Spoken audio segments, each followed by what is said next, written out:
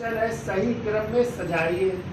पहला दूसरा दिल्ली दरबार, दूसरा कह रहा है कलकत्ता से दिल्ली राजधानी स्थानांतरण, तीसरा कह रहा है अनुसूलन समिति की स्थापना और चौथा कह रहा है विश्वविद्यालय अधिनियम। ठीक है, तो देखिए दूसरा दिल्ली दरबार हुआ था 1903 में और इस समय भारत के वायसराय थे लॉर्ड कर्जन।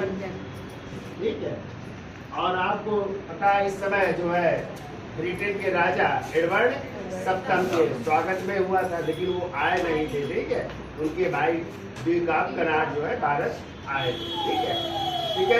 दूसरा कलकत्ता से दिल्ली राजधानी स्थानांतरण, तो आपको पता है कलकत्ता से दिल्ली राजधानी स्थानांतरित हो रही 1912 और इस समय भारत के वायसराय लॉर्ड हार्डिंग द्वितीय है।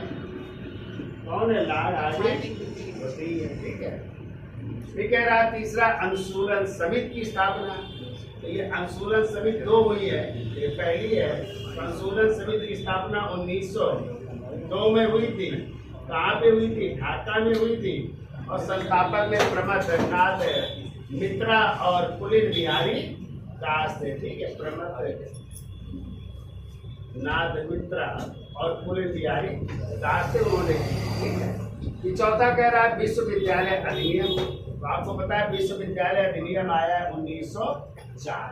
ठीक है, और विश्वविद्यालय आयोग पूछा जाता है 1902। ठीक है, रैले कमीशन, उसी को क्या कहते हैं? विश्वविद्यालय आयोग कहते हैं। अब ये उसी की सिफारिश पर क्या बना 1904 में? विश्वविद्यालय अधिनियम बना। तो आप देख लो पहला क्या होगा, सबसे पहले क्या हुई? अनुसूलन समिति की स्थापना। ठीक है, फिर क्या हुआ? फिर दूसरा दिल्ली दरबार 1903, फिर क्या हुआ? विश्वविद्यालय अधिनियम आया 1904 में और फिर कलकत्ता से दिल्ली राजधानी स्थानांतरण। यानी 3 1 4 2। कौन सा आंसर होगा?